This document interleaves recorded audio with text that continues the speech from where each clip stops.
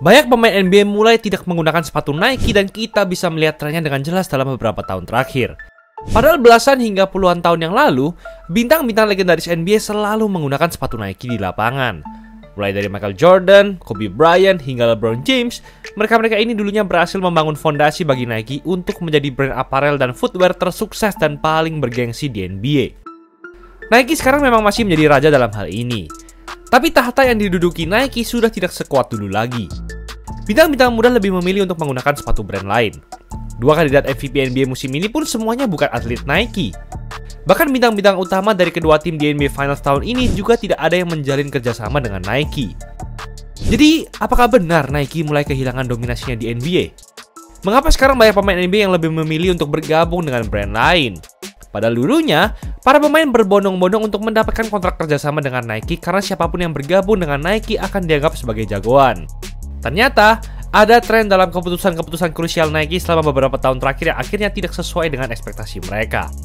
Semuanya berawal pada 2013 lalu. Saat itu, Nike benar-benar berada di puncak kejayaan mereka. Kobe dan LeBron berhasil menjadi pemain bintang yang sangat sukses dengan segala gelar juara dan aksi-aksi hebat mereka di lapangan. Sepatu basket mereka pun akhirnya laku keras, khususnya Kobe. Nike saat itu juga sudah memiliki atlet muda potensial seperti Kevin Durant. Tapi ada satu nama lagi yang sebenarnya bisa menjadi masa depan Nike, yaitu Steph Curry. Ia sudah setia memakai sepatu Nike di lapangan sejak awal karirnya di NBA. Kontrak kerjasama mereka habis pada 2013, dan dengan potensi Curry yang semakin menjanjikan, Nike kembali memiliki kesempatan untuk mendapatkan atlet yang sangat berpengaruh hingga dapat menciptakan tren dan culture baru tak hanya di NBA, tapi juga di seluruh dunia. Namun, Nike membuang kesempatan itu begitu saja. Nike gagal memberikan kesan yang baik kepada Curry saat ingin mempresentasikan tawaran perpanjangan kontrak mereka. Curry akhirnya mengejutkan dunia dengan bergabung bersama Under Armour yang masih merupakan brand kecil pada saat itu. Singkat cerita, Curry berhasil menjadi pemain yang sangat-sangat sukses bersama Under Armour. Bahkan mereka sampai memberikan brand sendiri kepada Curry, sama seperti Nike dengan Jordan. Dengan keputusannya ini, Curry memberikan sinyal kepada pemain-pemain lainnya bahwa Nike bukanlah segalanya dan mereka tetap bisa menjadi pemain yang sukses bersama brand lain. Tapi, Curry bukan satu-satunya pemain yang disia-siakan oleh Nike. Kyrie Irving juga merasakan hal yang serupa. Seperti yang kita tahu, Kyrie adalah salah satu pemain favorit semua orang. Tak hanya karena gaya bermain dan ball handlingnya yang legendaris, banyak orang juga menyukai sepatu Nike-nya yang sangat nyaman dan cukup terjangkau. Selain LeBron dan KD, hanya Kyrie yang memiliki sepatu signature Nike terbanyak. Bahkan sepatu Kyrie sempat menjadi sepatu signature paling laku kedua di antara semua pemain NBA pada 2017 lalu. Sepatu ini dipakai di mana-mana, nggak cuma di lapangan, tapi juga di sekolah dan tempat-tempat umum lainnya, termasuk juga di Indonesia. Tapi semua kesuksesan itu langsung hilang seketika. Tweetan Kyrie yang kontroversial pada 2022 lalu membuat Nike tergerak untuk membekukan hubungan mereka dengan Kyrie, yang kemudian berujung ke pemutusan kontrak kerjasama.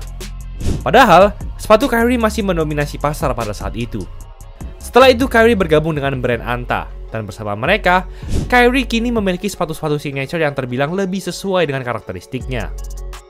Tapi, masih ada satu pemain hebat lagi yang gagal dimanfaatkan Nike, dan mungkin ini merupakan kesalahan terbesar mereka pada era 2020-an ini. Pemain itu adalah Nikola Jokic. Jokic sudah menjadi atlet Nike selama 8 tahun. Dalam kurun waktu tersebut, perkembangannya sebagai seorang pemain juga sangat pesat. Dulunya hanya dianggap sebagai bocah gendut, ternyata Jokic mampu menjadi seorang All-Star, MVP NBA, bahkan juga sampai menjadi juara NBA. Tapi anehnya, tidak seperti atlet-atlet Nike lain dengan pencapaian yang serupa, Jokic masih belum diberikan sepatu signature-nya sendiri oleh Nike. Padahal dengan brandingnya sebagai The Joker ditambah dengan segala kisah inspiratifnya, Nike memiliki potensi yang besar untuk sukses dan untung besar-besaran bersama Jokic. Namun kenyataannya mereka tidak melakukan itu. Bahkan setelah Jokic jadi juara pun masih tidak ada perbincangan tentang pembuatan sepatu signature-nya. Jokic akhirnya keluar dan bergabung dengan brand 361 Degrees. Dan di sana mereka langsung memberikan respect yang besar kepada Jokic dengan langsung membuatkan sepatu signature pertamanya hanya dalam setahun. Ada satu faktor yang akhirnya menyebabkan semua hal ini terjadi. Selain karena Nike terbilang gagal memberikan respect kepada atlet-atletnya, banyak pemain NBA sudah mulai beralih ke brand lain, khususnya ke brand-brand kecil karena mereka lebih terbuka untuk melakukan kolaborasi. Brand-brand lain sudah semakin mampu untuk memenuhi keinginan dan target pemain. Adidas salah satu contohnya. Mereka sukses berkolaborasi dengan Anthony Edwards untuk menciptakan sepatu yang mendukung cara bermainnya di lapangan. Mereka juga mempromosikan sepatu N sesuai dengan kepribadiannya, sehingga reputasi N jadi semakin kuat di kalangan para pemain bintang. Puma juga melakukan hal yang sama dengan LaMelo Ball dan Scoot Henderson. Mereka berdua sudah memiliki sepatu signature masing-masing sejak awal karir mereka di NBA. Dan yang terbaru, Puma telah bekerjasama dengan Tyrese Haliburton untuk mendesain sepatu signature pertamanya. Momentumnya pun sangat sempurna karena di playoff ini, Haliburton berhasil tampil melebihi ekspektasi hingga lolos ke NBA Finals. Nike sebenarnya bisa melakukan hal yang sama dengan Jokic pada 2023 lalu. Hal yang sama juga dirasakan oleh Kawhi Leonard dan New Balance. Bahkan Kawhi dulu juga pernah bekerjasama dengan Nike. Lagi-lagi kesempatan besar yang terlewatkan. Di sisi lain, perjalanan Nike bersama atlet-atletnya pada era modern ini jadi semakin menantang. Ja Morant adalah salah satu atlet andalan Nike saat ini. Aksi-aksi dangnya atletis di lapangan berhasil menarik banyak perhatian fans. Nike akhirnya memberikan sepatu signature untuk Ja, dan sepatunya ini berhasil mendapatkan hype yang masif, tapi sayangnya tidak untuk waktu yang lama. Dengan segala isu-isu kontroversial yang menimpa Ja, ia jadi mulai diragukan sebagai salah satu bintang masa depan NBA. Ditambah dengan dirinya yang sering mengalami cedera, Ja akhirnya tidak memiliki banyak kesempatan untuk membuktikan kehebatannya dengan menggunakan sepatu signature-nya. Meski begitu, tetap respect untuk Nike karena mereka masih percaya terhadap potensi Ja dengan memberikan sepatu signature ketiga dengan desain yang unik dan inovatif ini. Tapi Ja bukanlah satu-satunya atlet andalan Nike yang potensinya selalu terhalang.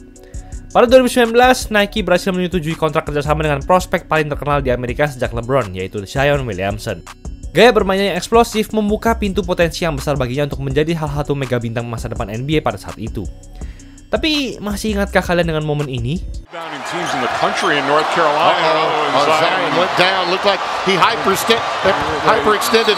Dengan hancurnya sepatu Nike yang dipakai Zion di lapangan, nilai saham Nike langsung anjlok sebesar 1,1 miliar dolar atau sekitar 23 triliun rupiah.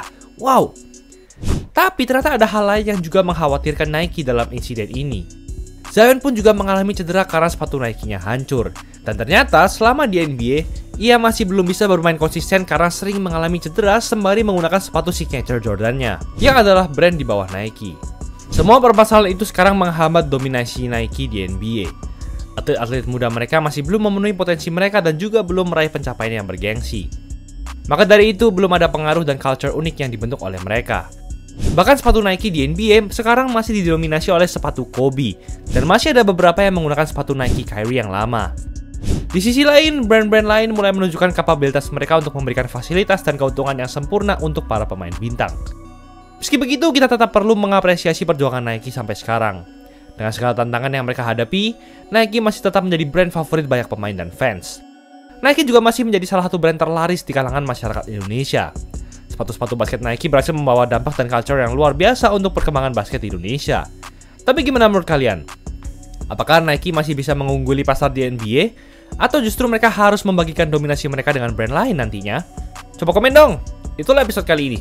Gila, cuma 70.000 plus kamu udah bisa dapat satu style jersey free design, free voucher, dan custom satuan. Gas CO di Easy Sportswear!